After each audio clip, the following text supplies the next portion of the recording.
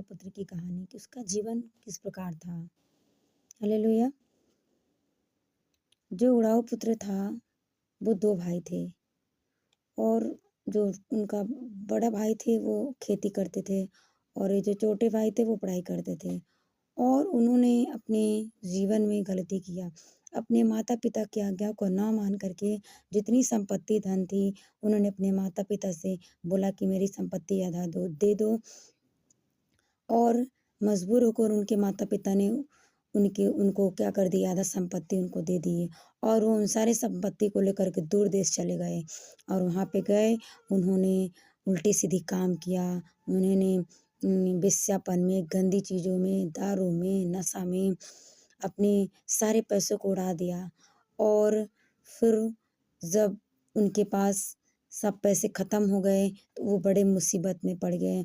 यहाँ तक कि उनको खाने के लिए कुछ नहीं मिलता था। उनके जितने साथी थे उनके जीवन को छोड़ कर के चले गए और वो अपने जीवन में परेशान हो गए। काम भी ढूँढने लगे, लेकिन उनको काम भी नहीं मिला। ऐसा काम मिला कि वहाँ पे जो सूअरों का खाना होता है उनको खाना पड़ा। उस समय उन्होंने अपने जीवन में सोचा, विचारा, अकेले जब वो बैठे थे उन्होंने सोचा कि मेरे पिताजी के घर में जो नौकर होते हैं उनको इतना अच्छा खाना मिलता है, इतने अच्छे से रहते हैं और मैं यहाँ होकर के मैं सूअरों का भोजन कर रहा हूँ। उन्होंने अपने मन में सोचा और उसी समय वो अपने मन में पश्चाताप किया।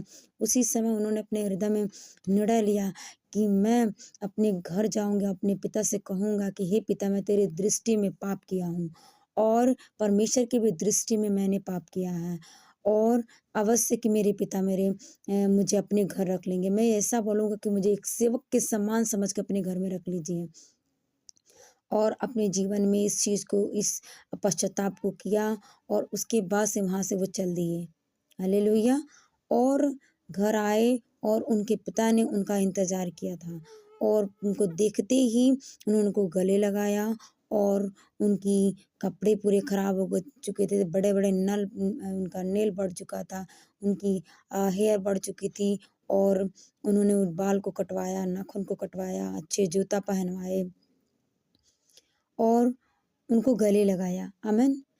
तो क्या उड़ाव पुत्र के जो उड़ाव पुत्र का जीवन था, जो इतनी पाप भरा जीवन था और उनके पिता ने उनको क्षमा करके उनको गले लगा लिया।